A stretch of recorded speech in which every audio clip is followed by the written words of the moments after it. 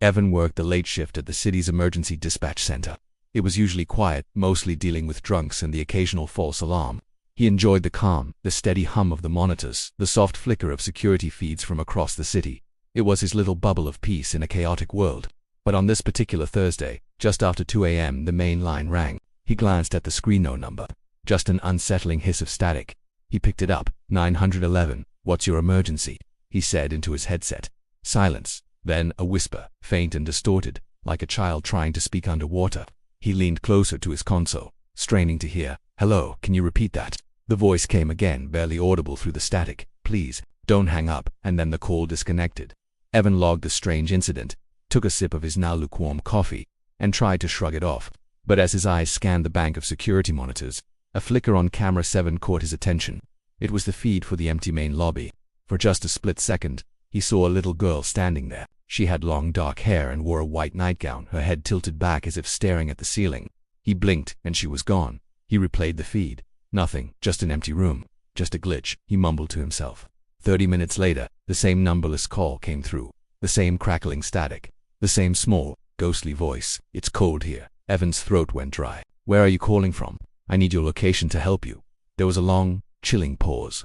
Then the whisper returned. Behind you. He spun his chair around so fast it nearly tipped over. There was nothing, just his desk, the monitors, and the dark reflection of his own pale face in the glass partition. But wait, in the reflection, standing right behind his chair, was the girl. If she was blurry, distorted, as if the static from the phone had leaked out and formed her shape. Her mouth opened, wider than humanly possible, her jaw trembling as she whispered, "Help me remember." In that instant, the lights in the entire dispatch center flickered and died. The call dropped. Every single monitor went black except for one. Camera 7, the lobby. The girl was back, but she was closer now. The grainy footage showed her standing right outside the dispatch office door, her eyes glowing with a faint white light, like to dying stars. The office phone rang again. Numberless ID. Evan's hands were shaking uncontrollably as he reached for the receiver. He lifted it to his ear but didn't say a word. The voice that came through the line this time was crystal clear, and it sent a wave of ice through his veins. It was his own voice. You shouldn't have answered. Behind him, the door to the office slowly creaked open. The next morning, the day shift dispatcher arrived to find the office dark and silent.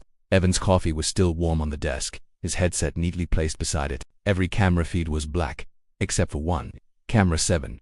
It showed the dispatch console, where a figure sat perfectly still, headset on, unmoving, and the label on the screen had changed. It no longer read Dispatch 7. It read Caller Unknown. Thanks for watching. If you enjoyed this story, don't forget to hit that like button and subscribe for more chilling tales from the dark. Stay safe out there.